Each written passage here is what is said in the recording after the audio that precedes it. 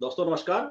मैं प्रशांत कौशिक संवाद नेटवर्क मंच पर आप सभी का हार्दिक स्वागत करता हूं, हार्दिक अभिनंदन करता हूं। आप सभी जैसे जानते हैं कि संवाद नेटवर्क मंच पर विभिन्न महत्वपूर्ण विषयों पर चर्चा हम आपके सामने हमेशा लेकर आते रहते हैं और आज भी इसी संदर्भ में एक बहुत ही महत्वपूर्ण चर्चा भारतीय राजनीति के संदर्भ में हम आपके सामने लेकर प्रस्तुत हुए हैं। अभी हाल ही में देश के कुछ राज्यों में विधानसभा के उपचुनाव हुए हैं और 7 विधानसभा सीटों पर यह उपचुनाव हुए हैं और उसमें 3 एनडीए ने जीती हैं, मतलब बीजेपी ने जीती हैं और 4 इंडिया के खाते विपक्षी गठबंधन के खाते में गई हैं। तो 3-4 का स्कोर रहा एक तरह से ये। और इन चुनाव के जो परिणाम आए हैं, उसने भारतीय राजनीति की जो पटकथा है आने वाले समय की, उसको कहीं न कहीं उसने सांकेतिक रूप से दर्शा दिया है, प्रदर्शित कर दिया है। क्योंकि विभिन्न विभिन्न राज्यों में चुनाव हुए हैं और सबके राजनीतिक समीकरण इन राज्यों के अलग-अलग थे। जैसे उत्तर प्रदेश में घोसी में उपचुनाव होता है, पश्चिम बंगाल में उपचुनाव होता है, त्रिपुरा में होता है, केरल में होता है। इस तरह से विभिन्न राज्यों में उपचुनाव हुए हैं और सबकी राजनीतिक समीकरण और इक्वेशन वहाँ पे अलग-अलग है। और जिस तरह से रिजल्ट सामने आए हैं, उसने यह दिखा दिया है कि जो 3 और 4 का जो स्कोर है, सत्ता पक्ष और विपक्ष के बीच में, उसमें विपक्ष कहीं न कहीं बढ़त पर है। हाल हालाँकि तमाम तरह की बातें कि लोकसभा चुनाव अलग पैटर्न पे होते हैं, विधानसभा उपचुनाव अलग पैटर्न पे होते हैं, जिनकी सरकारें होती हैं, वहाँ पर वह जीतते हैं। लेकिन घोसी का उपचुनाव की अगर हम बात करें विशेष रूप से, इसको लेकर तमाम तरह की चर्चाएँ, राजनीतिक कयासबाजी का दौर इस पे लेकर शुरू हो गया है। घोसी उपचुनाव जहाँ हुआ है, वहाँ पे जो विधानसभा सीट थी, वह समाजवादी पार्टी ने पिछले विधानसभा चुनाव में जीती थी। और जो उनके विजयी प्रत्याशी थे, जो विजयी कैंडिडेट थे, वो चुनाव के पश्चात जीत कर बीजेपी उन्होंने जॉइन कर ली और विधानसभा से उन्होंने इस्तीफा दिया, समाजवादी पार्टी से भी इस्तीफा दिया। उसके बाद रिक्त सीट होती है और वहाँ चुनाव होता है। और बीजेपी की तमाम कोशिशों के बावजूद, तमाम बड़े नेताओं के वहाँ पर दौरे के बावजूद, वहाँ की जनता ने समाजवादी पार्टी के प्रत्याशी को पुनः जिता दिया। और एक बहुत बड़ा मार्जिन से जिता दिया, लगभग 40,000 से ज़्यादा चुनाव में, मतलब वो जो वोटों का गणित है, वो इसमें अंतर दिखाई देता है। हालाँकि ऐसी क्या बातें हुई कि समाजवादी पार्टी को इतनी भारी वहाँ जीत मिली घोसी में के अंदर। और जो विपक्षी दल थे, जो इंडिया का समूह था, उसमें जो कांग्रेस पार्टी ने उन्हें समर्थन दिया। इसके अलावा जो दूसरे ऐसे सहयोगी थे उनके, तो इस तरह के जो राजनीतिक समीकरण नए उभर के वहाँ पर आए हैं, उसने भारतीय राजनीति की भविष्य की 2024 के लोकसभा चुनाव के बहुत सारे संकेत प्रदर्शित कर दिए हैं। इन्हीं बातों पर चर्चा करने के लिए आज हमारे साथ देश का बहुत ही वरिष्ठ पैनल है। हमारे साथ हरिशंकर जोशी जी जुड़े हैं मेरठ से, बहुत वरिष्ठ पत्रकार हैं और अनेक वर्षों का उनका राजनीति का अनुभव है। उनका मैं बहुत-बहुत स्वागत करता हूँ, अभिनंदन करता हूँ। हमारे साथ नेहा शुक्ला जी चंडीगढ़ से जुड़ी हैं, बहुत वरिष्ठ पत्रकार हैं और राजनीति को की जो गुणा भाग है उसको बखूबी समझती हैं। उनका मैं बहुत-बहुत स्वागत करता हूँ, अभिनंदन करता हूँ। साथ ही गिरीश जोशी जी हमारे साथ गुजरात से जुड़े हुए हैं।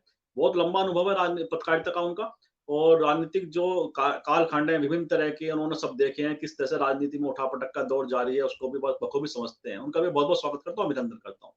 तो चर्चा की शुरुआत सबसे पहले नेहा जी से करता हूँ। नेहा जी, आपको क्या लगता है जो वर्तमान का राजनीतिक परिदृश्य है, वह किस तरफ जाता आपको दिखाई देता है? जैसे अभी हाल ही में उपचुनाव घटित हुए देश के अंदर और तमाम तरह की चर्चाएँ उनके उन्होंने जन्म ले लिया है इन चुनावों के परिणाम के पश्चात।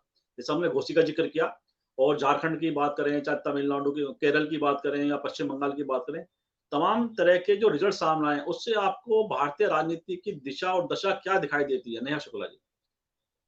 जी। जिस बात का प्रधानमंत्री नरेंद्र मोदी को डर है, जिस बात का डर बीजेपी को दिखता है और इस डर की वजह से जो भी बदलाव केंद्र की सरकार में दिख रही है, वो डर का एक उदाहरण जो है इस बाईपोल के जो नतीजे हैं, उसने स्पष्ट कर दिया है। ये स्पष्ट हो चुका है कि तमाम जो विपक्षी दल इंडिया अलायंस, बेशक इंडिया और भारत का एक नई कंट्रोवर्सी शुरू कर दी गई है या फिर सनातन धर्म की जो कंट्रोवर्सी शुरू कर दी गई है, लेकिन ये जब इंडिया अलायंस चुनाव मैदान में उतरेगा तो ये बीजेपी के लिए बहुत बड़ी चुनौती है। मैं ये नहीं कहती हूँ कि ये बीजेपी को हरा ही देंगे, लेकिन एक बहुत बड़ी चुनौती है जिससे अंदर खाते बीजेपी में बहुत ही डर का माहौल है और कार्यकर्ताओं में भी जो है वो डर का माहौल है। अ, बहुत गूढ़ बातें तो मैं प्रशांत जी नहीं कर पाऊंगी, लेकिन मोटे तौर पे मैं ये देख रही हूँ कि जो इंडिया अलायंस है, इसका बोलबाला रहा है। ये जो 3 और 4, लेकिन कहीं भी मैंने देखा है कि इस खबर को प्रमुखता नहीं दी गई है। अब मीडिया से बिल्कुल ये खबर जो है, राष्ट्रीय प्रमुख मीडिया जो है, वो ऑलमोस्ट नदारद और हेडलाइन भी मैनेज की गई है। लेकिन बात तो ये स्पष्ट है कि इंडिया अलायंस जो है, इसका हर 6 राज्य कम नहीं होते हैं।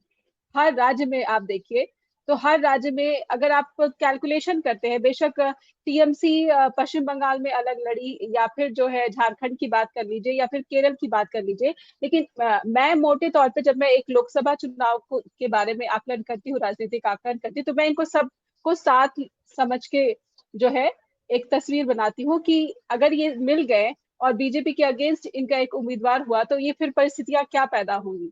तो ये स्पष्ट है, इसमें कोई इसमें बहुत ज्यादा जोड़ने की या फिर इसमें कुछ कैलकुलेशन देने की जरूरत नहीं है कि सभी जो कार्यकर्ता है पार्टी के जब मिलकर एक उम्मीदवार के लिए काम करेंगे तो जाहिर सी बात है कि बीजेपी को सीधी सीधी चुनौती और बड़ी चुनौती है, और इसकी घबराहट इसी वजह से बीजेपी में दिखती है। सारा मैनेजमेंट हो रहा है सनातन धर्म को लेकर, जिस तरह से प्रधानमंत्री ने मंत्रिमंडल से कहा, और उसके बाद आप देख रहे हैं कि हर रोज कोई ना कोई एक इस तरह का स्टेटमेंट आ रहा है, घेरने की कोशिश की जा रही है इंडिया गठबंधन के नेताओं को। लेकिन क्या ये प्रभावित कर रहा है जनता को? एक फिल्म आई है, उसका मैं जिक्र करती हूँ। इस फिल्म में शाहरुख खान ने जवान के जरिए भारत के सभी राजनीतिक इश्यूज को उठाए हैं, भारत के सभी सोशल इश्यूज उठाए हैं, और फिल्म को उन इश्यूज को उठाने के लिए इतनी वाहवाही मिल रही है।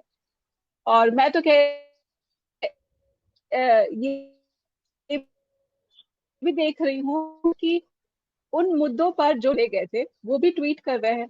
तो हवा तो बदल रही है, और ये हवा बदल रही तो सिर्फ सोशल मीडिया पर ही बदली हुई नजर नहीं आ रही है, जनता में भी एक उत्साह दिख रहा है। तो मुझे ऐसा लग रहा है कि एक नैरेटिव जिसकी बात हो रही है कि क्या जो नैरेटिव है ये अब विपक्षी अलायंस इंडिया सेट कर रहा है, और बीजेपी उस नैरेटिव पर पॉलिटिक्स करती हुई या फिर उस हिसाब से अपनी जो रणनीति और कूटनीति बनाते हुई दिख रही है। तो ये दिख रहा है, अभी बहुत ही शुरुआती है, बिल्कुल ही जो है कि एक बच्चा पैदा हुआ है अभी, सिर्फ वो कुछ दिनों का है, और उसके जो लक्षण है वो धीरे धीरे स्पष्ट होने लगे हैं। तो ये बाइपोल मैं उसी हिसाब से देखती हूँ कि इसने जता दिया है कि जब इंडिया गठबंधन चुनाव में उतरेगा, चाहे वो बाइपोल विधानसभा के हो और लोकसभा में, तो ये स्पष्ट ही होगा कि आर या पार की लड़ाई होगी। उस वक्त जो माहौल होगा, माहौल बंदी होगी, उसकी स्थितियां अलग होगी। लेकिन हाँ, नैरेटिव सेट हो रहा है, और ये नैरेटिव जो है विपक्ष अलायंस इंडिया ही सेट कर रहा है। चाहे वो सनातन धर्म की बात हो, फ्रांस से एक आज ही राहुल गांधी का वीडियो आया है जिसमें वो कह रहे हैं कि मैंने सभी हिंदू किताबें पढ़ी हैं, लेकिन जो बीजेपी का हिंदुत्व है ऐसा हिंदू धर्म नहीं है। और हिंदू धर्म जो है, भारत में हिंदू धर्म के बहुत सारा एक वर्ग है जो बीजेपी के हिंदुत्व को नहीं पसंद करता है, और उससे जो है अपना हिंदुत्व धर्म की जो है पहचान नहीं कराना चाहता है। तो वो नाराज कर चुके हैं, और जो कहते हैं अति आत्मविश्वास ले डूबता है। प्रधानमंत्री का जो अति आत्मविश्वास है वो शायद विपक्षी दल जो स्थानीय मुद्दे उठाते हैं और उसकी अनदेखी कर देते हैं बीजेपी वाले, तो ये भी एक बहुत बड़ा प्रश्न चिन्ह है। और आने वाले कुछ महीनों में धीरे धीरे स्थिति और साफ हो जाएगी। जी प्रशांत जी। जी जी नेहा जी, हाँ नेहा जी, हाँ। एक मिनट प्रशांत जी। नेहा जी, मैं थोड़ा सा ये जानना चाहता हूँ, आप एक स्त्री हैं और बहुत सारे घर के काम आज भी स्त्रियों को करने पड़ते हैं, शॉपिंग भी उसमें से एक है, आप सब्जी खरीदने जाती हैं, दूध खरीदने जाती हैं। तो जो माहौल पहले मिलता आज था, ही और एक राशन लेकर पत्रकार आई हूँ होने, सर। हाँ हाँ जी, हाँ जी, बता रहे थे तो चुगली कर दी है प्रशांत जी ने।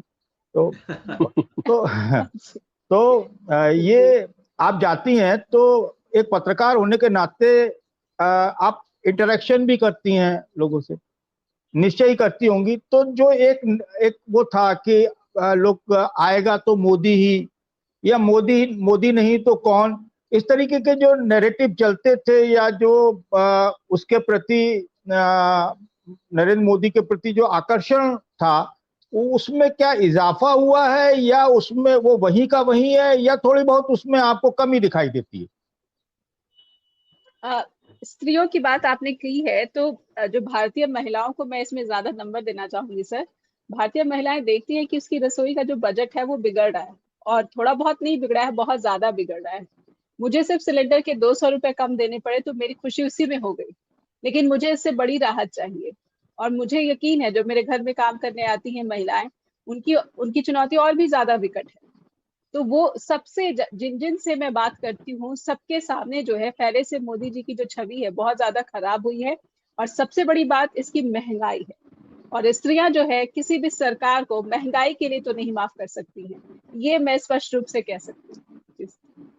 जी जी जी, आपने बड़ा महत्वपूर्ण मुद्दा बताया कि क्योंकि हर आदमी को प्रभावित करता है, हर आदमी के रसोई के बजट का बड़ा महत्वपूर्ण है उसके जीवन के अंदर।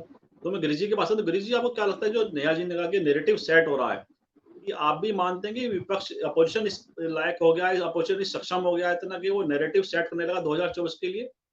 गिरीश जोशी जी। नहीं, ये इंडिया अलायंस का चंद्रयान तो अभी घोषी से ही हमने देख लिया। अभी किसी मीडिया पे मैं सुन रहा था कि ये इस सीट पे कैंडिडेट रखने के पहले अखिलेश ने अल्पसंख्यकों के भी कोई लीडरों से बात करी, और वो सब मिलके इनका एक ओपिनियन था कि भाई मुस्लिम वोट जो आपके हाथ से छिटक गया उसके लिए आप कांग्रेस को साथ में ले लीजिए, और पिछला दलित वोट जो आपसे छिटक कर गया उसके लिए आप मायावती से सपोर्ट ले लीजिए। तो इसका रिजल्ट आप देखिए कि ये इकट्ठा होने के बाद जो आपको इसका आउटकम मिला है, ये एक बहुत ही बड़ा सक्सेसफुल एक्सपीरियंस रहा है। तो ये पीडीए की थियरी जो अखिलेश ने लगाई कि पिछले दलित और अल्पसंख्यकों को साथ में लेके, तो उनका भरोसा कब बढ़ा है? वो अखिलेश के अकेली पार्टी पे नहीं, वो उनका भरोसा इंडिया पे बढ़ा है।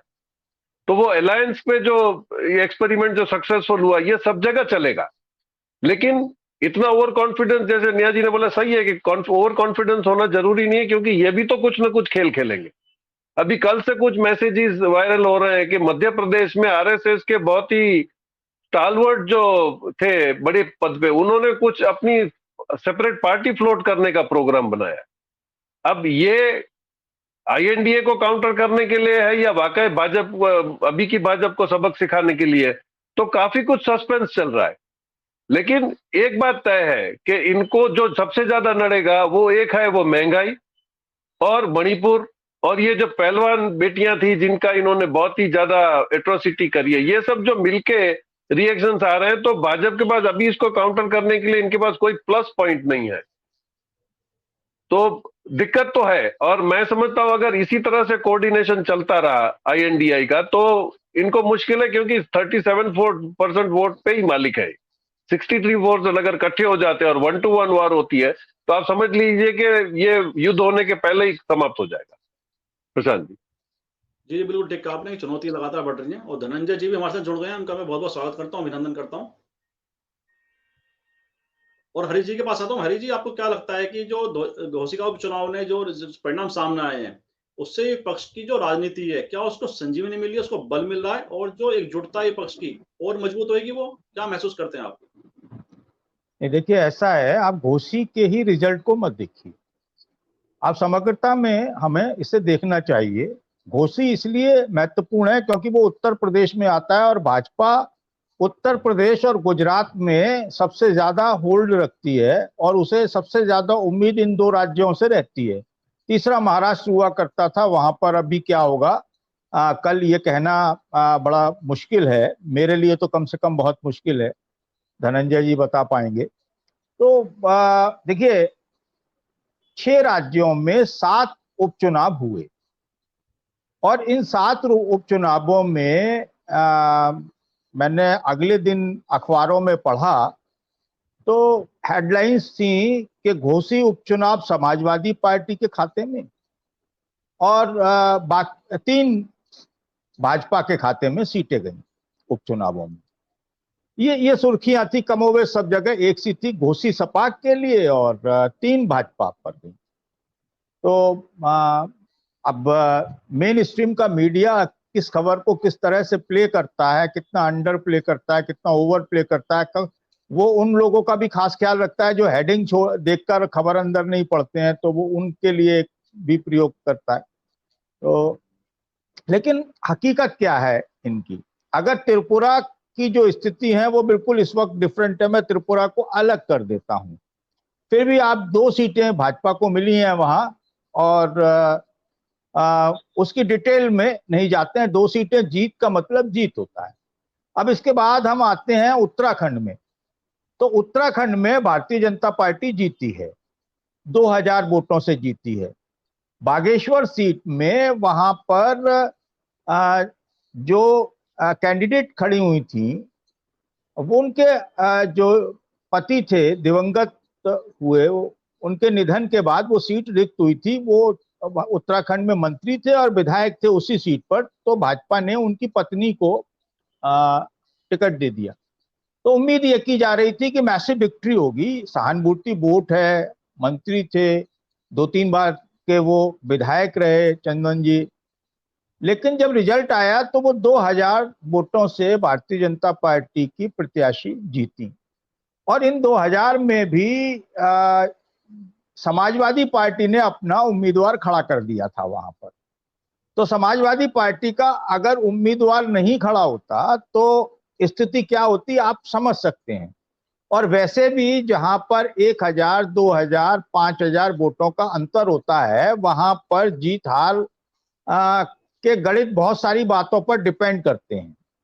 और वो डिपेंड करते हैं जो सरकार है सिटिंग और जिसका प्रशासन है, क्योंकि जो प्रशासनिक अधिकारी हैं वही चुनाव आयोग के मातहत आ जाते हैं, भले ही आ जाते हैं, लेकिन वो बहुत सारी चीजें हमने पिछले चुनावों में देखा है कि 1000, 2000 वाली जो सीटें हैं वो अंततः गत्वा भाजपा वहां पर विजयी हो जाती है या घोषित कर दी जाती है। इसके अलावा झारखंड में डुमरी जो सीट है वो क्लियर कट झारखंड मुक्ति मोर्चा ने जीती, इंडिया का अलायंस है, और घोसी इंडिया का अलायंस है। कलकत्ता में तृणमूल पार्टी ने वो सीट भारतीय जनता पार्टी से जीती, वहां कांग्रेस भी खड़ी हुई थी, लेकिन तृणमूल जो है वो इंडिया का अलायंस है। और केरला में फ्रेंडली फाइट हो रही थी तो एक बड़े मार्जिन से कांग्रेस वहां पर जीती, और भारतीय जनता पार्टी की वहां पर जमानत जब्त हो गई। ये टोटल सिनेरियो है। इस तरीके से अगर संख्या में जाएं तो 3 सीटें भारतीय जनता पार्टी ने और 4 सीटें इंडिया अलायंस ने जीती। ये स्थिति थोड़ी और तब है कि त्रिपुरा जो है उसको अलग तरीके से हमें देखना चाहिए, और उत्तराखंड में समाजवादी पार्टी का कैंडिडेट भी खड़ा हुआ था, ये भी हमको ध्यान रखना चाहिए। लेकिन घोसी में जिस तरह से परिचय दिया, घोसी के कई सारे संदेश निकल कर आते हैं। सबसे बड़ा संदेश ये है कि उत्तर प्रदेश में घोसी की जनता ने भारतीय जनता पार्टी पर बुलडोजर चला दिया, और ये बुलडोजर जो है वो दल बदल के खिलाफ चलाया, अहंकार के खिलाफ चलाया, और ये दल बदल के साथ साथ बहुत सारी चीजों के खिलाफ जो असंतोष है वो भाजपा पर घोसी की जनता ने बुलडोजर चलाया। 42,000 वोटों की जीत है ये।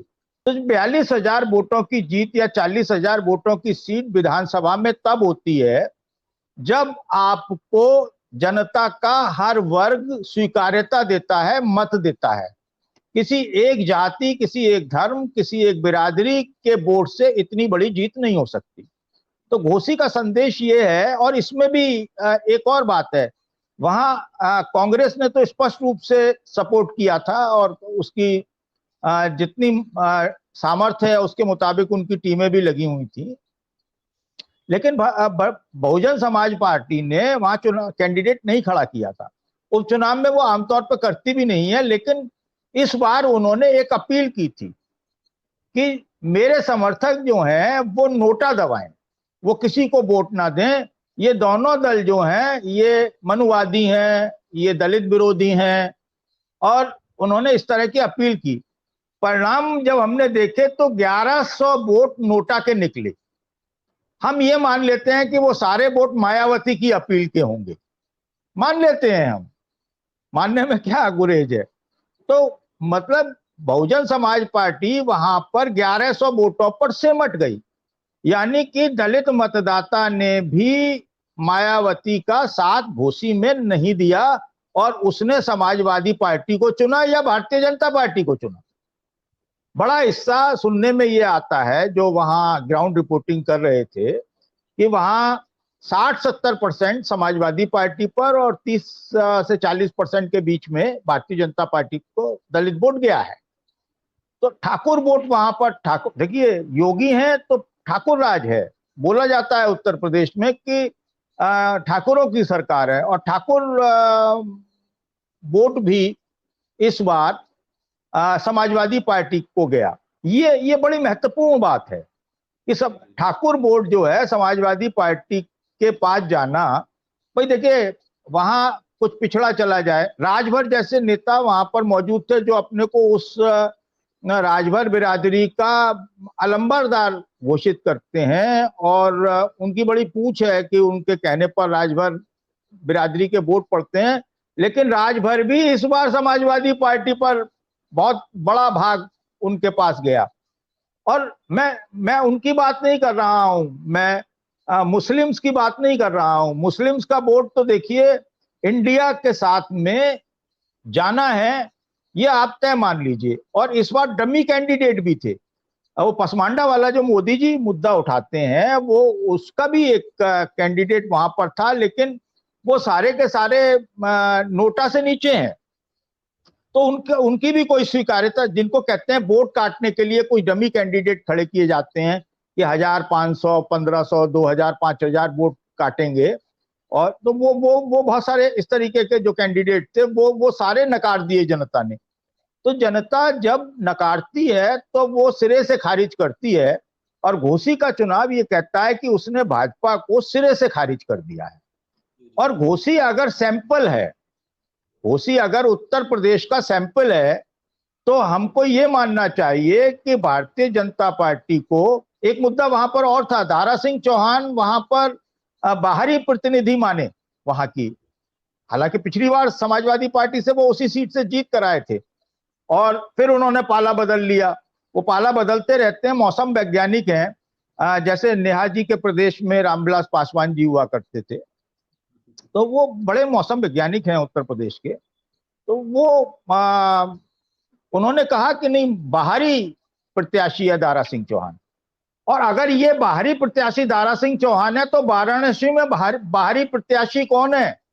ये बात कांग्रेस का जो प्रदेश अध्यक्ष बने हैं अजय रॉय, वो बार बार चीख कर कह रहे हैं कि बोले अब भाई एक बाहरी प्रत्याशी तो घोसी में हार गया, अब दूसरा बाहरी प्रत्याशी और यहां से भगाना है। अगर ये सेंटीमेंट वहां बैठ गए और उत्तर प्रदेश में स्थिति ये हो गई, तो फिर बहुत मुश्किल है। हालांकि इस घोसी में बहुत से बिहाइंड द कर्टेन और भी समीकरण इसके पीछे चले हैं। वो मैं अगले राउंड में अगर आप लोग कहेंगे तो मैं बताऊंगा। समय ज्यादा ले लिया मैंने। धनंजय जी मेरा इंतजार कर रहे हैं कि इसकी बकवक शुरू हो तो मैं बोलूं कुछ। तो चलिए जी। धनंजय जी हमारे साथ जुड़ गए। और धनंजय जी, जब पूरे जैसे चर्चा सुनी आपने, और इस समय वही चर्चा लगातार है कि जब से उपचुनाव के परिणाम सामने आए हैं, तो ये चुनाव का जो संकेत है राजनीतिक रूप से आप किस तरह से देखते हैं? और जो महाराष्ट्र की राजनीति को भी आप लगातार बड़ी बारीकी से देख रहे हैं, करीब से देख रहे हैं, तो एक पूरा संदेश राजनीतिक रूप से क्या डिस्कोर्स क्या सेट हो रहा है, क्या नैरेटिव सेट हो रहा है, आपको क्या लगता है? पहले तो सब लोगों को प्रणाम। हरिशंकर जोशी भाई साहब, आपको सुनना अच्छा लगता है, ऐसा मत बोलिए कि आप ऐसा बोल रहे हैं। आपसे, आप लोगों से हम लोगों ने सीखा है, बड़े भाइयों से सीखा है। और नेहा जी को भी नमस्कार और गिरीश भाई को भी नमस्कार। देखिए, उत्तर प्रदेश तो बदला दिया पूरा। हरिशंकर भाई ने जो मैंने सुना उसमें पूरा स्पष्ट कर दिया, सारी बातें कर दी। और ये जो कह रहे हैं हरिशंकर भाई, वो पूरे देश में यही है। गुजरात में कितना है वो गुजरात का नहीं बता सकता, लेकिन महाराष्ट्र में, उत्तर प्रदेश में, बिहार में, हरियाणा में भी, कर्नाटक में भी, मध्य प्रदेश में भी, छत्तीसगढ़ में भी, राजस्थान में भी यही है। अब दक्षिण चले जाइए तो केरल में भी, वहां है नहीं वो। उसके बाद चले जाइए तमिलनाडु, वहां भी है। तो हर जगह यही मैसेज है कि भैया आपके जाने का समय हो गया है, झोला बांध लीजिए। और झोला बांध करके बिना चेकिंग के जाने नहीं दिया जाएगा। झोला तो बांध लेंगे, लेकिन झोला में ले क्या जा रहे हैं वो भी आने वाली सरकार है, या जनता चाहती है कि आने वाली जो सरकार है वो देखे कि झोला में क्या क्या ले जा रहे हैं। और अगर आने वाली सरकार अगर नहीं देखेगी इनका झोला, तो फिर उनका झोला भी जनता बांध देगी। क्योंकि ये बेसिकली देश जनता का है, ये पॉलिटिकल पार्टियों का देश नहीं है। पॉलिटिकल पार्टियों के जो नेता हैं जनता के प्रतिनिधि के तौर पे और राजनीति में आए हैं, लेकिन वो जनता के प्रतिनिधि हैं। ये विडंबना है कि पॉलिटिशियन जो है भूल जाते हैं जनता को, और लगता है उनको कि ये मेरा देश है। आपका देश है, लेकिन आपका भी देश है, आपका ही देश नहीं है। मोदी जी यहाँ पहुंचे थे तो हर गरीब आदमी को गर्व हुआ था। उन्होंने, मोदी जी ने एक और बात कर दी थी, मैं ओबीसी हूँ। तो ओबीसी तो बड़ी जमात है इस देश में, 50% के करीब है। तो लगा कि चलो यार, हमारे समाज का एक आदमी प्रधानमंत्री बनने जा रहा है। लेकिन आप जब प्रधानमंत्री बने तो आपने ओबीसी के लिए क्या किया? ओबीसी की जब बात आती है तो आरक्षण की बात आती है। आरक्षण पे आपने क्या किया? तो आप देखते हैं कि अभी जो है बहुत पीछे मत जाइए, मैं अभी की बात बतला दूं। तो दिल्ली में अभी वैकेंसी निकली हुई है कांस्टेबल की, दिल्ली में वैकेंसी निकली हुई है प्रोफेसर की, एक और उत्तर प्रदेश में भी कुछ वैकेंसी निकली है। वहां ओबीसी की सीटें छीन ले रहे हैं, ईडब्ल्यूएस को दे रहे हैं। तो बदमाशी कर रहे हैं भाई। आप ओबीसी थे तो ओबीसी को मजबूत करना चाहिए था। और ओबीसी मजबूत कैसे होगा? ओबीसी को मजबूत करने का तरीका है कि आप ओबीसी को पढ़ने की अच्छी जगह दीजिए, स्कूल कॉलेज सब खोलिए, जिला स्तर पर खोलिए, ब्लॉक स्तर पर। हम तो कहते हैं कि इस देश में ब्लॉक स्तर पे, जिसको तालुका बोलते हैं महाराष्ट्र में, प्रखंड बोलते हैं हिंदी में, प्रखंड स्तर पे कॉलेज होना चाहिए इस देश में। लेकिन है क्या? नहीं है। तो ज्यादातर ओबीसी के लोग अभी भी हैं। ओबीसी बेसिकली मूलतः है कौन? ओबीसी वो लोग हैं जो किसानी से जुड़े हुए, जो किसानी के अलावा जो दूसरे सेवा के काम होते हैं, चाहे वो बढ़ई हो, चाहे वो नाई हो, चाहे और दूसरे काम करने वाले कुम्हार हो, तमाम लोग। तो उनको रोजगार कहाँ मिलता है? उनको रोजगार मिलता है गांव में। तो गांव को मजबूत मोदी जी कर रहे हैं क्या? कहीं ऐसा लगा कि गांव को मजबूत कर रहे हैं? बहुत पहले इन्होंने कहा था गांव को गोद लीजिए, मुझे बड़ा अच्छा लगा था, क्योंकि मैं उनके आने से पहले मतलब 2010 से 11 में मैं बिहार गया था और एक प्रोजेक्ट लेके गया था, सेल्फ सस्टेनिंग सिस्टम हम गांव में डेवलप कैसे करें, ये प्रोजेक्ट लेकर के मैं गया था। हालांकि वो सफल नहीं हो पाया किन्हीं कारणों से। लेकिन जब मोदी जी ने अनाउंस किया कि हर सांसद, हर विधायक एक गांव लेगा गोद, तो मुझे बड़ी खुशी हुई थी।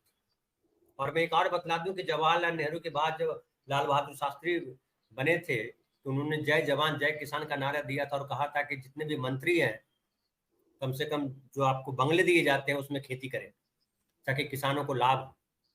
किसान जो है, किसानों को क्या समस्याएं आती है वो समझ पाए आप, और फिर उसके हिसाब से समाधान ढूंढ पाए। मैं बाकी जगह की क्या बताऊं, मैं अगर बिहार की बात करूं तो वहां शादी का टेंट लगता है, कोई खेती नहीं करता।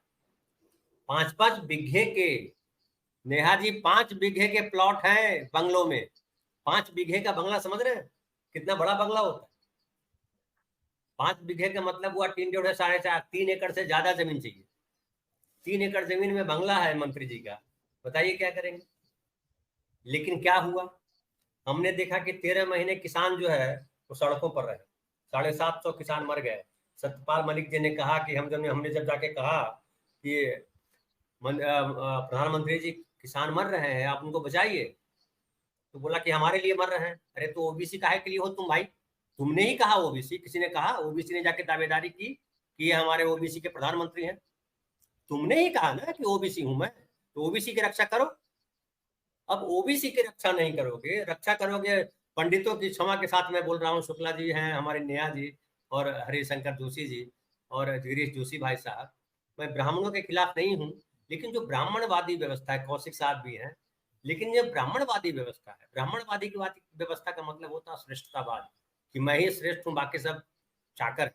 जैसा मोदी जी को लगता है, उनको लगता है कि उनकी वजह से बीजेपी सत्ता में आई, उनकी वजह से ये देश विश्व गुरु बनेगा, उनकी वजह से देश में जो है ये सारी चीजें आई है, उसके पहले कुछ था नहीं। यही ब्राह्मणवाद है, मैं इसका विरोध कर रहा हूँ। कोई भी व्यक्तिवादी है, कोई भी व्यक्ति अगर कहता है कि मेरी वजह से सब चीज है, ब्राह्मणवादी संकेत में, लेकिन श्रेष्ठतावादी कहिए तो गलत। तो मोदी जी ने तो वही कहा। तो भाई ये देश केवल एक जाति का, एक धर्म का, एक व्यक्ति का तो नहीं हो सकता। वो आप नारा लगाते रहो, one earth, one family, one ये फ्यूचर, वसुधैव कुटुंबकम, वन वन नहीं होता। तो कहाँ से लेके आ गए? ये चाइना से लेके आए। चाइना वाला ठीक आरोप लगा रहा था कि आपने जो हमारा ले लिया, आपने बेल्ट एंड रोड। लेकिन आप जब वसुधैव कुटुंबकम कहते हो, कुटुंब का मतलब एक थोड़े होता है यार। कुटुंब का मतलब होता है मेरे नाना जी, मेरे मौसा जी, मेरे फूफा जी, मेरे चाचा जी, मेरे पड़ोसी जी, सब कुटुंब कहलाते हैं। हमारे बिहार में उसको बोलते हैं जात भाई। जात भाई मतलब आपकी जाति के लोग, जाति बिरादरी के लोग, और साथ ही साथ भाई लगा हुआ, खाली जाति नहीं है, भाई मतलब और भी जितने जो भाईचारा वाले लोग हैं, जो आस पड़ोस के लोग हैं, जो उनके जीवन में काम आते हैं, सबको जात भाई कहते हैं। आपने उनके लिए क्या किया? आप जब one nation one election, one प्रधानमंत्री, एक ही नेता होगा, ऐसा कर दोगे तो फिर देश कहाँ बचेगा? और सबसे ज्यादा नुकसान तो ओबीसी का होगा, दलितों का होगा। और आप कॉलेज, आपने क्या किया, कॉलेज नहीं खोले, जाके झूठ बोल दिया कि हम हर सप्ताह कॉलेज खोल रहे हैं। कहाँ खोल रहे हैं कोई पता नहीं चला। फिर आप कहते हो फीस बढ़ा दिया आपने। अब बच्चों की पढ़ाई की फीस कितनी कर दी। अब जब आप समझिए कि गांव में तो कॉलेज है नहीं, गांव का लड़का कोई पढ़ाई करने के लिए शहर आता है, अपना डिस्ट्रिक्ट हेडक्वार्टर ही आता है, तो क्या 5,000 से कम में उसका गुजारा हो पाएगा गांव शहर में? कोई शहर में अपने सबसे क्या कहते हैं एकदम गंदा शहर माना जाता है हमारा बिहार शरीफ, जिस जिला का मैं रहने वाला हूँ, हमारा डिस्ट्रिक्ट हेडक्वार्टर देश का सबसे गंदा शहर कहलाता है। मैं खुद ही बोलता हूँ बहुत गंदा शहर। नीतीश जी उस जिला के फिर भी इतना घटिया शहर के हुए मुझे आज तक समझ में नहीं।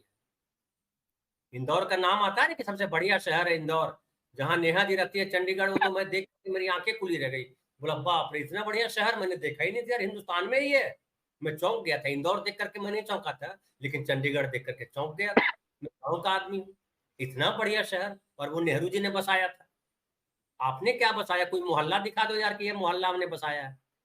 तो आप एजुकेशन के लिए काम करोगे नहीं, हेल्थ के लिए काम करोगे नहीं, मंदिर के लिए काम करोगे। अब ये बतलाओ कि आप अयोध्या में जो हब बना रहे हो, दुनिया का सबसे बड़ा धार्मिक हब, उसमें कह रहे हो 12 करोड़ लोग जाएंगे, ओबीसी का क्या फायदा है?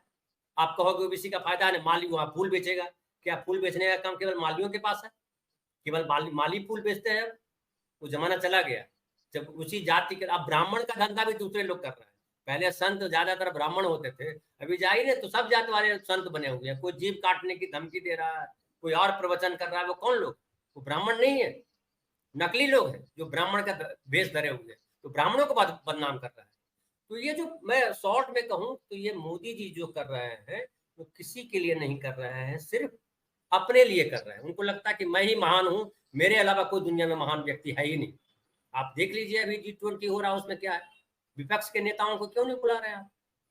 क्या ये देश, ये जो सरकार में लोग हैं उनका प्रोग्राम है या इस पूरे देश का प्रोग्राम?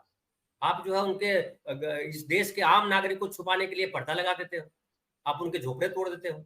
उनके साथ रहने वाले कुत्ता ही सबसे करीब है, जो झोपड़पट्टी में रहने वाले लोग या गरीब लोगों के साथ सबसे बड़ा हितैषी अगर कोई है तो कुत्ता है, आप जान लीजिए। और जितने वॉचमैन है आप ध्यान रखिएगा, बिल्डिंगों के वॉचमैन, आप शहरों में भी अगर रहने वाले हैं, बिल्डिंगों के वॉचमैन कुत्ते को हमेशा संभाल के रखते हैं, उनको खिलाते हैं। वो क्यों खिलाते हैं? कि अगर उसकी झपकी भी आ जाए तो कुत्ता भौंक करके बता देता कि कोई आ रहा है। उन कुत्तों के साथ आपने क्या किया? तो तमाम चीजें जो आप करते हैं 9 साल 10 सालों में किया है, ओबीसी, दलित, आदिवासी या गरीब आदमी, किसी भी समाज, किसी जाति का हो, सबको बर्बाद करने वाला प्रोग्राम आपने बनाया। और नतीजा है कि आज देश जो है, आप ढिंडोरा पीटते रहो कि हम विश्व गुरु बन गए, पता नहीं कितनी बड़ी इकोनॉमी हो गए। सच ये है कि आप जो 20 देशों की जो अर्थव्यवस्था की बात हो रही है, जो सब जमा हुए हैं, उसमें आप 19वें नंबर पर। और कितनी बड़ी अर्थव्यवस्था हो, कितने काबिल हो, ये अभी हल्की सी बारिश हुई तो पता चल गया। अब मंडपम में देखिए कितना पानी भर गया। तो ये जो ढपोर संख है, ढपोर संख का समय पूरा हो गया है। अब फिर से जो है सिंहासन खाली करो कि जनता आती है, जनता फिर से आने वाली। बड़े विस्तार से आपने पूरा विश्लेषण किया। मैं नेहा जी के पास आता हूँ। नेहा जी, जैसे धनंजय जी ने कहा कि वन नेशन मतलब सब एक ही चीजों को करने की परिभाषा दी जा रही है, एक ही चीज होती है, एक ही चीज ऐसा मत बोलिए प्रशांत जी, ऐसा मत बोलिए। दूसरे वक्ता जो है वो भी उतने महत्वपूर्ण है, उतने ही बढ़िया बात करेंगे। नेहा जी की मैं बड़ा तारीफ करता हूँ। नेहा जी बहुत बैलेंस्ड बोलती है। मैं थोड़ा सा बहक भी जाता हूँ, इधर उधर हो जाता हूँ, लेकिन ये बैलेंस बोलती है। जी जी जी जी, नहीं बिल्कुल ठीक बात है कि नहीं, आप सभी लोग बड़ा बैलेंस बोलते हैं, बड़ा विश्लेषण करते हैं चीजों का। तो नेहा जी से मेरा मतलब यही पूछना चाह रहा था कि मैं जैसे कि हर विषय को एक ही सूत्र में बांधने की जो कवायद है कि जैसे वन नेशन वन इलेक्शन है ना, पूरा दुनिया को भी एक ही सूत्र में बांधने की जो कवायद की जाती है, अगर हम देखें कि ईश्वर ने ही एक ही रूप में पूरी सृष्टि नहीं बनाई, इतने सारे विभिन्न तरह की प्रजातियां, प्राणी बनाए उन्होंने, जीव जंतु बनाए हैं, और विभिन्न भाषाएं, विभिन्न कल्चर हैं, तो कैसे एक ही उसमें आप कैसे चीजों को ढाल सकते हैं? इसके मतलब क्या लगता है आपको इसमें? एक जो है ना एकीकरण सभी चीजों का, तो ये एकीकरण कुछ नहीं है, गुजरातीकरण है सभी चीजों का, जो मुझे इनके पिछले 9 वर्षों में लगा है। अगर वाकई में इनको भारत की विविधता का, गिरीश सर गुजरात से हैं तो इनको पता होगा, इन्होंने 9 वर्षों में सिर्फ और सिर्फ भारतवर्ष का गुजरातीकरण किया है। उनकी किसी भी नीति में वो कहते हैं सबका साथ, सबका विकास और सबका विश्वास। अब तो उन्होंने जोड़ा है कि सबका विश्वास, तो ये किन लोगों के विश्वास की बात कर रहे हैं, किन लोगों के आपसी विश्वास के संकट की बात कर रहे हैं। जाहिर सी बात है कि जो उनकी आलोचना कर रहे हैं, या फिर अंतर्राष्ट्रीय स्तर पर हो चाहे वो घरेलू स्तर पर हो, जो लोग उनकी आलोचना करते हैं उनके विश्वास की बात कर रहे हैं कि कोरोना के बाद जो है विश्वास का संकट पैदा हुआ है। तो विश्वास का संकट पैदा होने में जो इसकी स्थिति और खराब हुई है, ये मोदी सरकार की नीतियां हैं कि ये जो नीति आप लेकर आए। जब शिक्षा की बात धनंजय जी ने की तो मुझे याद आया कि एक खबर तो जीएसटी को लेकर ये भी आई थी कि जो हॉस्टल है, जो छात्रावास है, उस पर भी जो भारी भरकम जीएसटी जो है वो लगा दिया गया है। आप एजुकेशन को बेहतर बनाने की बजाय आप लोगों की पहुंच से दूर बना रहे हैं। और जिस कॉलेज और इंस्टीट्यूशन शिक्षण संस्थानों की जो हमारे देश में स्थिति है, किसी भी अच्छे शिक्षण संस्थान में सबसे पहले तो आपको एक अच्छी फैकल्टी नहीं मिलती। फैकल्टी मिलती है तो वो चुनिंदा शिक्षण संस्थानों में मिलती है। एक परिवार जो है अपनी पूरी पूंजी, पूरा आय का बहुत भारी भरकम हिस्सा जो है अपने बेटे बेटी की पढ़ाई में लगा देता है, उसको बाहर भेजता है। क्या आप अफोर्डेबल बना रहे हैं एक क्वालिटी एजुकेशन जिसके बारे में, जिसने 9 सालों में ये बहुत दावा किया गया कि हम अंतर्राष्ट्रीय स्तर की जो है यूनिवर्सिटी वगैरह लाएंगे, लेकिन उन अंतर्राष्ट्रीय स्तर की यूनिवर्सिटीज का क्या स्टेटस है? अशोका यूनिवर्सिटी में एक रिसर्च पेपर के लिए जो हुआ आपको पता ही है। और ऐसे बहुत सारी संस्थाएं हैं जहां पे रिसर्च पेपर के लिए, या फिर अगर आप सरकार के समर्थन में कुछ बातें नहीं करते तो वहां कुलपति हटा दिए जाते। तो ये तो हमारे शिक्षा की जो है आप स्थिति देख लीजिए। उसके बाद हम बात क्योंकि कर रहे थे बाइपोल के नतीजे क्या जो नैरेटिव सेट कर रहे हैं, ये तमाम बातें हैं। और स्थानीय स्तर पर भी लोगों को जो सबसे ज्यादा परेशानी है वो बेरोजगारी भी है, हमें भूलना नहीं चाहिए। शिक्षा से ही जुड़ी हुई है बेरोजगारी। जब क्वालिटी एजुकेशन ही नहीं है, जब सुप्रीम कोर्ट कह देता है कि बीएड करने वालों को जो है वो एलिजिबल टीचर ही नहीं माना जा सकता है, तो सोचिए ना कितना बड़ा प्रश्न चिन्ह है। ऐसे लाखों युवा जो हैं अब वो अपनी डिग्री पकड़कर रो रहे हैं। आपने 9 वर्षों में शिक्षा का जो स्तर है वो पहले से इतना खराब कर दिया है। और फिर स्वास्थ्य पर आ जाइए, स्वास्थ्य का क्या हाल है? स्वास्थ्य का इतना बुरा हाल है कि एक खबर आई थी, हालांकि मैं उसको ज्यादा रीचेक नहीं कर पाई समय के अभाव की वजह से, लेकिन ये सोचने पर मजबूर करता है। और ये सवाल है कि 20 देशों का जो ये ग्रुप है उसमें सबसे कम किसी का हेल्थ बजट है तो वो भारत का है। बताइए, 142 करोड़ की आबादी, दुनिया की सबसे बड़ी आबादी भारत में रहती है और उसका जो हेल्थ बजट है वो सबसे कम है। जब हम स्वस्थ ही नहीं रहेंगे तो इस गोल्डन अपॉर्चुनिटी में क्या कंट्रीब्यूट कर पाएंगे? कैसे जो हमारी इकोनॉमी है वो हम और भी नंबर 1 या नंबर 2 या नंबर 3 पर पहुंचाएंगे? हम चीन को टक्कर देने की बात करते हैं। बात ये हो रही है कि चीन का जो बेल्ट एंड रोड इनिशिएटिव है वो उसके टक्कर के लिए आर्थिक इकोनॉमिक रोड कॉरिडोर जो है वो लाया जा रहा है, भारत, मध्य पूर्व और यूरोप का। और इतनी बड़ी बात हो गई और प्रेस कॉन्फ्रेंस नहीं करने दिया जा रहा है। आप सोचिए ना, डिक्लेरेशंस आ गई, गुड न्यूज, आम सहमति बन गई। उस आम सहमति, उस गुड न्यूज पे जनता को, मीडिया को सवाल करने नहीं दिया जा रहा है। सब कुछ मैनेजमेंट है और इस अंतरराष्ट्रीय स्तर पर मैनेजमेंट है, इसकी मुझे हैरानगी होती है। मुझे तो ऐसे कंफ्यूजन की मैं स्थिति में आ जाती हूँ कि मैं किसको डेमोक्रेसी कहूँ और किसको मैं ऑटोक्रेसी कहूँ। मुझे चीन की नीति भी वैसी सब दिखती है, मुझे भारत की भी नीति वैसी दिखती है, और बाइडेन वहां पर भी खामोश दिखते हैं। सवाल तो उठाने पड़ेंगे। मीडिया का काम है किसी भी लोकतंत्र को स्वस्थ बनाने के लिए गरीबों के, आपने अफ्रीकी यूनियन को शामिल करने में वाहवाही ली कि हम जो है ग्लोबल साउथ की आवाज बनना चाहते थे, और देखिए ये हमने ये करिश्मा कर दिया under the leadership of India. लेकिन कौन से गरीब हैं? भारत के गरीब तो पर्दे में ढके जा रहे हैं, बल्कि पर्दे में जहां पे नहीं ढक पा रहे वहां तो उसी के बहाने जो झुग्गियां तोड़ दी गई है। और अंतरराष्ट्रीय मीडिया में प्रशांत जी इतनी बातें हुई हैं इन गरीबों के लिए कि हजारों गरीबों को बेघर कर दिया गया है, सड़क पर ला दिया गया है, और इतना खर्चा हुआ है जिसका कोई ट्रांसपेरेंसी नहीं है कि कितना खर्चा। बस अनुमान है कि 10 लाख करोड़ डॉलर जो है, मेरे ख्याल से 10 कुछ ये फिगर गड़बड़ हो सकती है मेरे से, लेकिन हाँ एक बहुत भारी भरकम जो रकम है ये खर्च की गई है।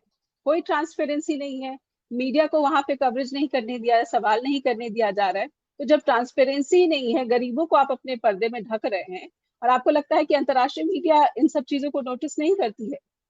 भारत अगर अपने मुंह से कहता है कि मैंने ये वाहवाही ली है या फिर मैंने जो है ये बड़ी अचीवमेंट ली है, लेकिन दूसरे के मुंह से कहे तो ज्यादा अच्छा लगता है। चीन भारत को सलाह दे रहा है कि आप नाम की बातों पर ना उलझे, आप इंडिया हटा के भारत लगा देते हैं। आप जैसे धनंजय जी ने कहा कि आपने अपोजिशन के लीडर को ही नहीं इनवाइट किया। अब विदेशों में तो लोग पूछ रहे हैं ना कि ऐसा कैसे हो गया, ये डेमोक्रेसी कैसे हो सकती है जहाँ पे अपोजिशन को स्पेस नहीं है, जहाँ पे मीडिया को स्पेस नहीं है, जहाँ गरीबों को स्पेस नहीं है, जहाँ किसानों को स्पेस नहीं है। ये कैसी डेमोक्रेसी है? अंतर्राष्ट्रीय स्तर पर ये सारे सवाल पूछे जा रहे हैं। आपका दुश्मन देश हो या फिर मित्र देश हो, मीडिया हर जगह की जो है वो सवाल पूछती है। सिर्फ भारत की ही मीडिया जो है वो सिर्फ और सिर्फ गुणगान करने लगी है, और इस गुणगान का भी जो विदेशों में काफी थू-थू होती है। तो ये हमें देखना होगा कि, और शायद जनता देख रही है, ऐसा नहीं है कि जनता तक नहीं पहुंच रही है। तो बाइपोल में एक तो इंडिया का जो अलायंस है इसका भी प्रभाव है, क्योंकि वो जनता से जुड़े मुद्दे उठा रहे हैं। और वो ये जो हिंदुत्व का एजेंडा है, क्या मुझे लगता है कि इंडिया और भारत, अब तो अमिताभ बच्चन भी ट्वीट करने लगे, धनंजय जी समझते होंगे कि क्या वजह रही होगी कि उन्होंने ट्वीट किया। तो ये सब जो चीजें बदल रही हैं, जो हवा का रुख बदल रहा है, बहुत कुछ इशारा कर रहा है। तो देखिए कुछ और वक्त जब बीतता है, गुजरता है, तो बहुत चीजें जो है निकलकर स्पष्ट हो जाएंगी। जी जी बिल्कुल ठीक कहा कि समय के अनुसार चीजें सामने आएंगी, स्पष्ट होंगी। मैं गिरीश जी के पास आता हूँ। गिरीश जी, आपको क्या लगता है कि जो बातों के साथ निकल कर दोहरे मापदंड जो सामने आते हैं कि कहा कुछ जाता है, किया कुछ जाता है, तो दोहरे मापदंड की जो राजनीति है उससे आखिर भला किसका हो रहा, सत्ता पक्ष का या विपक्ष का या आम जनता का? नुकसान या फायदा किसका देखते हैं आप? आम जनता का नहीं फायदा प्रशांत होगा। जी, आम जनता का अल्टीमेटली फायदा तो आम जनता का ही होगा। वैसे आम एक कहावत है कि जब आपके नसीब खराब होते हैं तो आप ऊंट पे बैठे तो वही भी आपको कुत्ता काट लेता है। अब आप देखिए ये गोशी का तो आप समझ लो कि पब्लिक का ओपिनियन आ गया। अभी दो चीजें जो हुई, जो ये गोदी मीडिया आपको नहीं बता रही है। एक ये है कि एक जो इलेक्शन ईसी पे केस चल रहा था जिसमें जस्टिस विक्रमनाथ और असउद्दीन है जस्टिस, उन्होंने जजमेंट के साथ एक राइडर दिया है कि भाई ईसी ये ना मान ले कि अगर वो कोई भी एक्शन ले लेगा, अगर वो जनता को नुकसान करता होगा तो सुप्रीम कोर्ट के पास पूरे पावर है कि उसमें इंटरवेन करेगी। मतलब आपकी एक लाइन कट गई। ये जो सोच रहे थे, ये बड़ा ईसी ने अपने आप से सो मोटो दे दिया स्टेटमेंट कि हम तैयार हैं, वन नेशन वन। मतलब आप जो कर रहे हो, आपने इंडिया का भारत कर दिया, ये सारे अनकॉन्स्टिट्यूशनल स्टेप्स हैं। ये आपका फ्रस्ट्रेशन बता रहा है कि आप सब तरफ से हार रहे हैं, आप सब तरफ से नुकसान में हैं। अभी वो बिल्कुल आपको याद हो तो जब भी 16 पार्टियों ने सुप्रीम कोर्ट में पीआईएल किया था कि ये ईडी का दुरुपयोग हो रहा है, तो चीफ जस्टिस ने बताया था कि मैं जनरलाइज जजमेंट नहीं दे सकता हूं, लेकिन हाँ अगर इंडिविजुअली किसी को परेशानी है और वो आएगा तो मैं डेफिनेटली उसके ऊपर मैं एक्शन ले सकता हूं।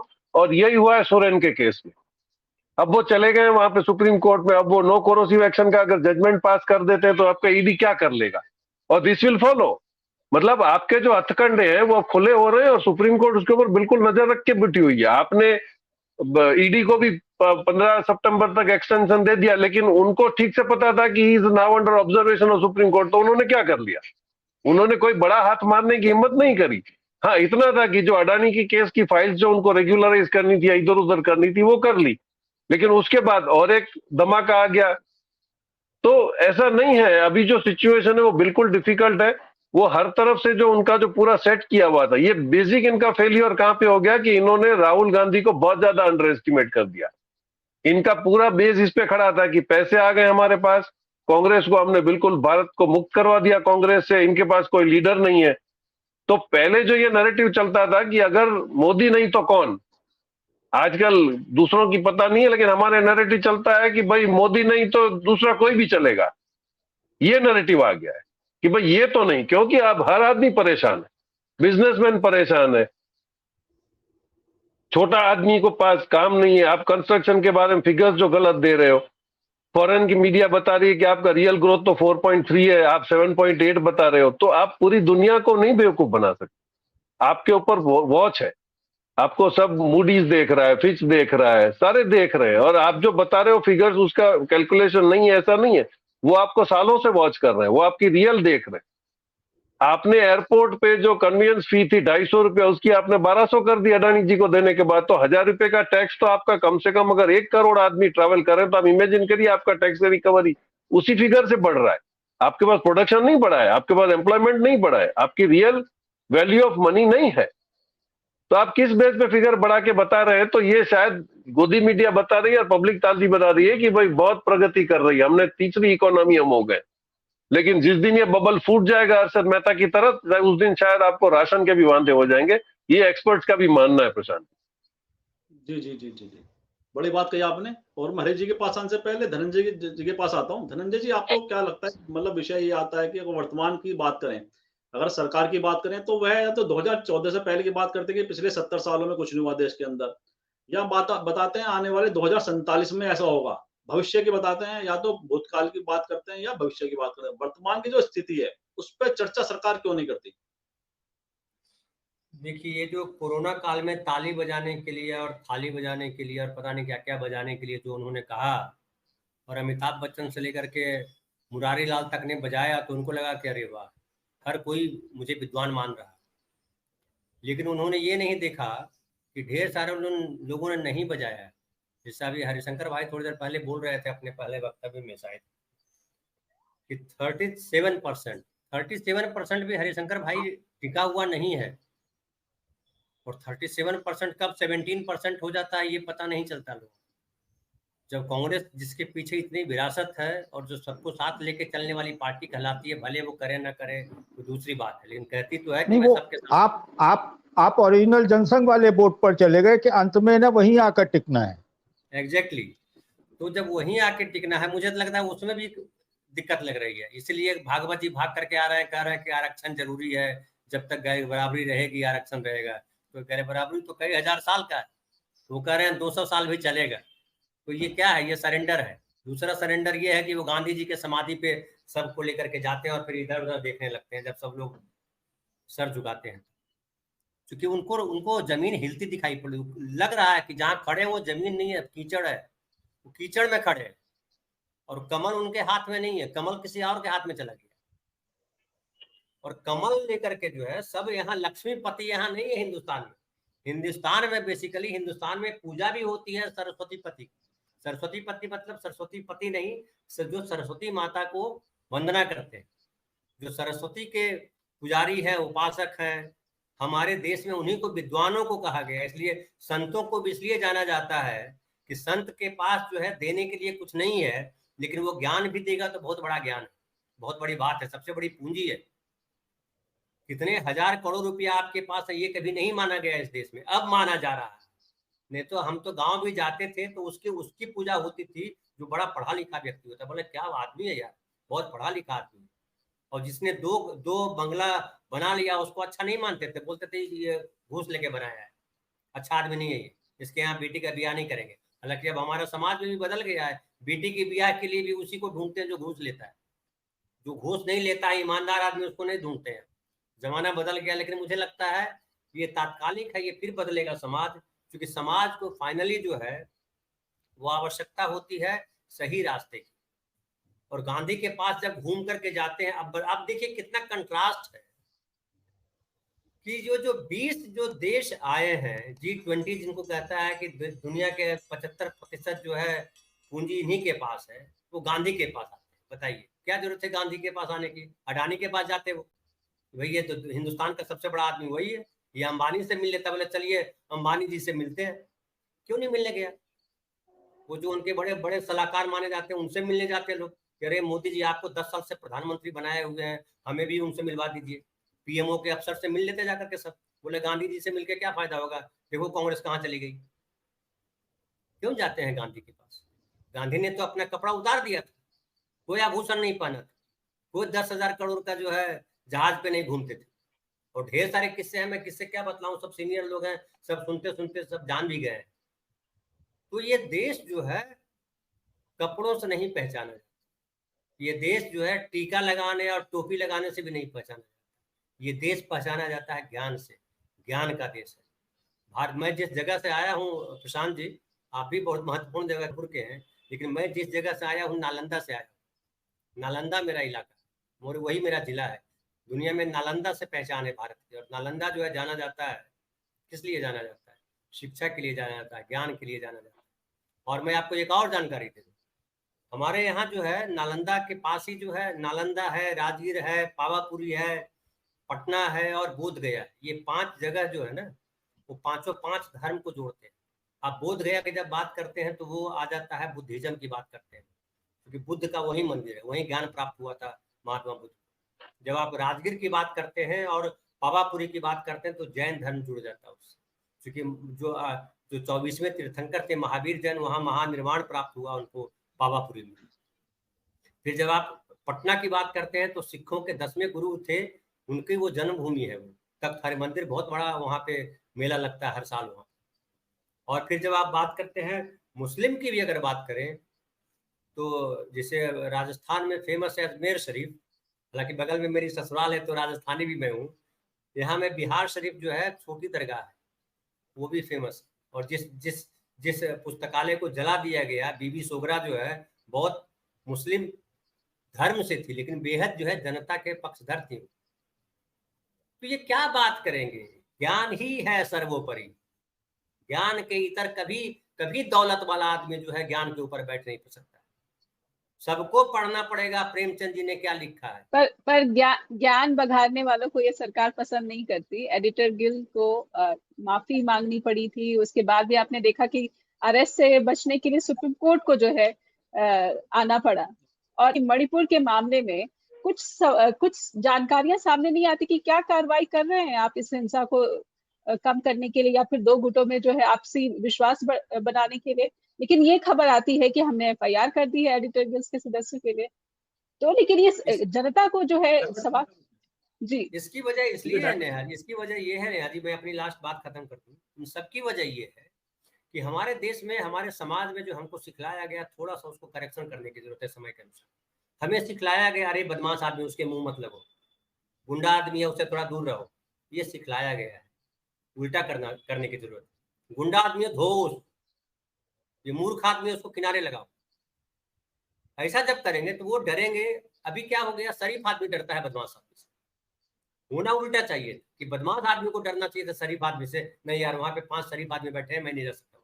ये होना चाहिए, ये हुआ नहीं। तो आप जो नेहा जी बोल रहे हैं वो इसीलिए नहीं हुआ, तो ये चुप्पी जो हमने साध ली कि नहीं यार हम शरीफ आदमी है, मारपीट करने वाले लोग नहीं है, हमको कहाँ इस समय पढ़ने में, हमको अपने बच्चा बड़ा कर लेना है, तुम पढ़ लिख करके यहाँ से चले जाओ, अपना जहाँ अच्छी जगह लगे वहां करो, और पैसा आ जाएगा तो सब कुछ तुम्हारे पास आ जाएगा। ये हमारे समाज ने हमको सिखाया, इसको बदलने की जरूरत। चुप नहीं रहना है, पैसा आएगा, कहाँ जाएगा पैसा। ये देश इतना अमीर अगर देश है, और ये देश हर आदमी का 140 करोड़ का देश है, तो हर के हिस्से ये जो 5 किलो अनाज भेजते हैं देते हैं, ये तो धोखा है। इस देश में इतनी संपदा है, इतना संसाधन है कि हर आदमी चैन की नींद सो करके उठेगा तो बढ़िया खाना खा सकता है। और वो बतलाया जब 1966 में जब हरित क्रांति आई तो दुनिया को बतलाया कि भारत अनाज को उगाने में सक्षम है। एक ही बार हरित क्रांति हुई है, दोबारा हरित क्रांति हुई नहीं अब तक देश में, कितने साल हो गए। तो एक हरित क्रांति ने पंजाब और हरियाणा ने बतला दिया, तो कितने प्रदेश हैं इस देश में भाई। तो वो करिए। तो हमको किसी भागवत जी तो झूठ बोल रहे हैं, वो कह रहे हैं कि जो है भारत को किसी देश की जरूरत नहीं है। नहीं, किसी जरूरत है, अभी तो ज्यादा जरूरत है। मोदी जी को ही पूछ लो ना, उनको सब G20 का जो अभी कराया है 2023 में, ये तो 2018 में कराना चाह रहे थे। क्यों कराना चाह रहे थे? अर्जेंटीना ने नहीं दिया। क्यों नहीं दिया? क्यों कराना चाह रहे थे? अब फिर संजोग से इनके हाथ आ गया 223 में, अगला बार चुनाव है। लेकिन जनता इस देश की बेवकूफ नहीं है, कम पढ़ी लिखी है, उसके पास सुविधाएं कम है, अभाव में जीती है जनता, लेकिन विवेक उसके पास है। और अभी भी जब कुछ जनता सुन लेती है, ये जो है बदमाश आदमी इसने लड़की को छेड़ा, तो बदमाश आदमी की खैर नहीं, कूट देती है जनता। हम सड़क पे बड़ी घटनाएं देख चुके हैं। तो इसलिए हम केवल मोदी जी के लिए बात नहीं कर रहे हैं, हम मोदी जी पे इसलिए बात कर रहे हैं कि वो प्रधानमंत्री है। और मैं गुजराती की भी बात न करूं, नेहा जी की बात से थोड़ा सा मैं असहमत हूँ। गुजरातीकरण नहीं कर रहे हैं मोदी जी। गुजरातीकरण अगर करते तो गुजरात इतना बढ़िया प्रदेश है कि वहाँ गांधी हुए, वहाँ जो है पटेल हुए, वहाँ ढेर सारे लोग हुए, सारा विक्रम साराभाई हुए जो चंद्रयान भेज दिया, आप कह रहे हैं वहाँ ढेर सारे लोग हुए। हर प्रदेश में हमारी, मैं तो बोलता हूँ हर जगह हमारे यहाँ रत्न है। आप पढ़ाओ तो सबको, आप पढ़ाते नहीं हो। एक आदमी पढ़ा अम्बेडकर बन गया, आप कहाँ कहते हो कि दलितों में जो है वो प्रतिभा ही नहीं है। नहीं है तो कैसे वो अम्बेडकर बन गया, संविधान लिख दिया भाई। और ये जो जो रामायण लिखी है वो किसने लिखी है? वेद व्यास कौन थे? ढूंढने जाओगे तो ढेर ढेर सारा मिल जाएगा। तो ये सारा समझने की जरूरत है। हम सब जनता को, हम सब लोगों को भी समझने की जरूरत है। जाति के फेर में या प्रांत के फेर में या भाषा के फेर में या धर्म के फेर में फंसते हैं। बेसिकली आदमी को आदमी की जरूरत है, और आदमी को केवल आदमी की नहीं, आदमी को पेड़ पौधे की भी जरूरत है। इसलिए हम सब दुनिया में कह रहे हैं जलवायु परिवर्तन हो रहा है पेड़ की वजह से, पेड़ लगाओ पेड़ लगाओ। तो जब पेड़ हमारे काम का है तो हरिशंकर जोशी साहब हमारे काम का क्यों नहीं हो सकते? प्रशांत भाई क्यों नहीं हो सकते? नेहा जी क्यों नहीं हो सकती? हम ये मान लें कि अरे हरिशंकर भाई ब्राह्मण आदमी है, वो मैं फलाना आदमी हूँ, मेरी कहाँ मदद आएंगे? तो बेवकूफ आदमी हम एक दूसरे के मदद करते हैं। हम एक दूसरे की वजह से हम कुछ शब्द हम हरिशंकर जोशी साहब से भी सीखे हैं, कुछ आपसे भी सीख रहे हैं, कुछ नेहा जी से भी सीख रहे हैं, तो कुछ जोशी साहब से भी सीखा। तो सबको मिला करके हम सीखते हैं। अब क ख ग घ अंगा किसने बनाया, कौन ढूंढ के लाया भाई? तो खैर, तो ये सारी लंबी बातें हैं, लेकिन हमें लगता है कि हमको सब कुछ छोड़ करके इस बात पर ध्यान देना चाहिए कि सबका कल्याण कैसे हो। सर्वे भवन्तु सुखिनः, सर्वे सन्तु निरामया, सर्वे भद्राणि पश्यन्तु मा कश्चित् दुःख भाग् भवेत्। यही हमारा मूल मंत्र है, हमको यही जपना चाहिए। खाली मेरा कल्याण हो, केवल मैं रहूं, ये जो कहता है वो धूर्त आदमी है, उसके फेर में मत फंसिए। बड़ी गूढ़ बातें कही आपने और बड़ी महत्वपूर्ण बातें कही। वो पूरा सार उसका जिस तरह से आपने उसका विश्लेषण किया है, निश्चित रूप से वह बहुत ही मतलब सार्थक है और सागर्भित है। और मैं हरिशंकर जी के पास आता हूँ। हरिशंकर जी, पूरी चर्चा आपने सुनी, पूरी डिबेट को जिस तरह से आज नया मुकाम कहीं ना कहीं दिया हमारे जो अतिथि हैं उन सब ने अपने अपने विश्लेषण से। आपको क्या लगता है कि वर्तमान परिदृश्य जो है राजनीति का, चाहे वो घोसी का उपचुनाव हो या दूसरे जो उपचुनाव है या दूसरे जो डिस्कोर्स इस समय देश के अंदर राजनीतिक रूप से सेट किए जा रहे हैं, उसमें जो देश की जो राजनीति और जो मानस है देश का, जो देश का ही मानस है, देश की जो मतलब विचार है देश का, वो आज कहाँ स्टैंड करता है और किधर जाता दिखाई देता आपको? रामचरितमानस में एक चौपाई है, प्रभु जाको दारुण दुख देई, ताकि मति पहले हर ले। तो ऐसा नहीं है कि ईश्वर ने कष्टों की, दुखों की कोई फैक्ट्री लगा रखी है या किसी गोडाउन में उसने भर रखा है। बहुत सिंपल सा है कि वो उसका मति भ्रम कर देता है। और हमारे साहेब जो हैं वो इसी दशा और दिशा में दिखाई देते हैं। कुल मिलाकर अभी जितने भी काम वो कर रहे हैं वो बैकफायर कर रहे हैं। घोसी की जो जीत है वो उसके जो जब आप थोड़ा सा अंदर झांकेंगे तो आपको ये भी लगेगा कि ये जो डबल इंजन वाली सरकार का फिनोमिना है या जो नैरेटिव बनाया गया, वो डबल इंजन टकराने लगे हैं। अखिलेश तो बार बार कहते हैं ये वास्तव में अब डबल इंजन जो है वो एक दूसरे से कहीं ना कहीं भिड़ रहे हैं, वो एक ट्रैक पर आ गए हैं। योगी जी भले ही सीधे तौर पर वो एक्ट करते हुए दिखाई दें और उनके विज्ञापनों में मोदी का बड़ा और उनका छोटा फोटो हो, लेकिन कहीं ना कहीं उत्तर प्रदेश में घोसी में हुई हार ये बताती है कि बहुत सारे मुद्दों पर योगी जी केंद्र सरकार से मतैक्य नहीं है। और उनको ये सब जानते हैं कि ये जो अजय चौहान है, निषाद हैं, दारा सिंह हैं, ये जो पार्टी में लाए गए, इसमें योगी जी का कोई योगदान नहीं है। ये सारे के सारे वहां दिल्ली से पैराशूट से उत्तर प्रदेश की राजनीति में कुदाए गए और वहां पर ये सोचा गया। अब क्या हुआ कि ना खुदा ही मिला ना विसाले सनम। पिछड़ों, अति पिछड़ों की राजनीति जब में करते हुए जो उनके पास में था अपर कास्ट का वोट, वो और चला गया। ये बोले यार ये तो है। तो ये ऐसे ही सनातन धर्म वाला जो मुद्दा है धनंजय जी, वो किसी भी दशा और दिशा में भारत की जो सामाजिक संरचना है, धार्मिक संरचना है, उसमें वो भारतीय जनता पार्टी को नुकसान पहुंचाएगा, फायदा नहीं पहुंचाएगा। देखिए, जैसे कॉमन सिविल कोड वाला मसला है, ये सिर्फ मुस्लिमों के लिए कॉमन सिविल कोड सोचते थे, जैसे इन्होंने नोटबंदी करते हुए सोचा कि इसका असर तो सिर्फ कुछ राजनेताओं पर पड़ेगा जिन पर काला धन है, तो इसी तरीके से बहुत सारी चीजें जो हैं वो बैकफायर करेंगी। सनातन भी बैकफायर करने वाला है। देखिए, स्टालिन के बेटे उदयनिधि ने जो बयान दिया वो बहुत कैलकुलेटिव बयान है, और उसने दक्षिण भारत में भारतीय जनता पार्टी को साफ कर दिया। दक्षिण भारत में पहले वैसे भी अगर आप देखिए, बहुत सारा इतिहास ऐसा है जिसको आप उसके जितने पन्ने खोलोगे, इतिहास को जितना कोरेदोगे, तो उसमें से आपको जो निकलेगा उसमें आप घृणा के कुचक्र में फंस जाएंगे। आपको फिर यह भी बताना पड़ेगा कि अकबर को कौन बुला कर लाया था, या फलाने मुगल शासक को किसने बुलाया था, और कैसा राष्ट्र था और कैसे राजा थे। तो ये चीजें जो हैं, आप जैसे जिनको नहीं मालूम है, जो दबी ढकी है, वो भी जानेंगे। अभी क्या है कि वहां पर जो द्रविड़ है, और द्रविड़ और आर्यन वाला जो है, वो उसकी मैं डिटेल में नहीं जाता, लेकिन वहां साउथ में इसका बड़ा फायदा डीएमके को और पूरे दक्षिण भारत में इंडिया गठबंधन को होने जा रहा है। आप बिल्कुल इसका वो मानिए। अगर नहीं हो रहा होता तो कर्नाटक में खड़गे साहब के बेटे ने शुरुआती दौर में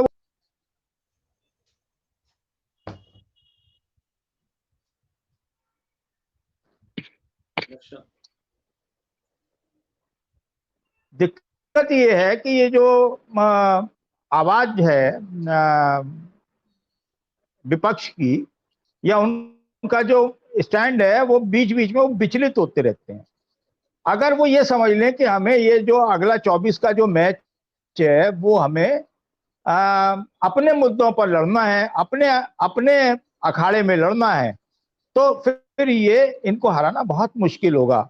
लेकिन जैसे जैसे ये उनके अखाड़े में चले जाएंगे लड़ने के लिए, और वो उस अखाड़े के मास्टरपीस हैं, तो फिर ये ट्रैप हो जाएंगे, फिर इनको दिक्कत आएगी। तो इनका सीधा सीधा सा है, इनका नैरेटिव बिछा हुआ है, महंगाई है, बेरोजगारी है, और बहुत सारे मुद्दे हैं, घृणा है ना, नफरत है, ये सारे मुद्दे बहुत हैं। ये जाकर उनके उसमें, देखिए, शर्ट के बाहर जनेऊ पहनकर आप सोचें सॉफ्ट हिंदुत्व से कि आपको कुछ लाभ होगा, तो मैं मानता हूं कि आपको उससे नुकसान होगा। आप सीधे सीधे आम आदमी से जुड़े हुए मुद्दों पर बात कीजिए। और स्टालिन के सनातन का सिर्फ दक्षिण में ही नहीं, उत्तर भारत में बहुत बड़ा नुकसान होने वाला है। नेहा जी, आप पंजाब से हैं, आप जानती हैं कि सिख जो हैं वो क्या अपने को सनातनी मानते हैं? उनका क्या रवैया है? और जो वहां पर डेरे वाले हैं, क्या वो सनातनी है? डेरे वालों की एक बड़ी वहां पर क्लास है। इसी तरीके से जो जैन है, क्या वो सनातनी मानते हैं अपने को? बौद्ध सनातनी मानते हैं? ये विविधताओं वाला देश है। और इसमें अगर भारतीय जनता पार्टी जो सनातन का मुद्दा उठा रही है और ये सोच रही है कि सारे हिंदू एक हो जाएंगे, तो ये उसकी गलतफहमी है। ये बैकफायर करेगा सनातन वाला मुद्दा, और इनको अब जब तक समझ में आएगा तब तक हो सकता है कि देर हो चुकी हो। जी प्रशांत जी, बिल्कुल ठीक कहा आपने कि जो मुद्दे हैं इसमें वो सब बड़ी भूमिका निभाने की ये सब अपने अपने प्रिपरेशन कर रहे हैं, और कौन सा मुद्दा पब्लिक को इफेक्ट करेगा, जनता पर उसका असर पड़ेगा, उसका प्रभाव पड़ेगा, सभी लोग कहीं ना कहीं राजनीतिक पार्टियां उसको चेक भी कर रही है अपने अपने इस तरह से। और जिस तरह से पूरे विषय का सारगर्भित तरीके से विश्लेषण किया हमारे अतिथियों ने, मुझे विश्वास है कि हमारे देखो चर्चा जरूर पसंद आई। कोई बहुत सारे नए आयाम इस चर्चा को आज मिले हैं, विभिन्न तरह के मुद्दों पर चर्चा हुई है, विभिन्न तरह की जो विषय को बड़ा सार्थक तरीके से जितना विश्लेषण किया है, ऐसी बहुत कम कई बार चर्चाओं में ऐसे मुद्दे सारे एक साथ नहीं आ पाते हैं, लेकिन आज हमारी चर्चा में बहुत सारे मुद्दों ने जगह बनाई है और बड़ा सारगर्भित उनका विश्लेषण किया है। मैं आप सभी का बहुत बहुत आभार और धन्यवाद करता हूँ, धनंजय जी का, गिरीश जी का, हरीश जी का, नेहा जी का, इस सभी ने मतलब पूरी चर्चा को बड़ी उत्कृष्टता प्रदान कर दी आज उन्हें। मैं पुनः आपका सभी का आभार और धन्यवाद व्यक्त करता हूँ। और मैं अपने सभी दर्शकों से भी आग्रह करता हूँ इस वीडियो को लाइक करें, शेयर करें, कमेंट करें, साथ ही संवाद इंडिया चैनल को सब्सक्राइब करना, बेल आइकन जरूर दबाएं, जिससे संवाद इंडिया के अपडेट आपको उस समय से मिलते रहे। आप सभी का बहुत बहुत धन्यवाद, बहुत बहुत धन्यवाद।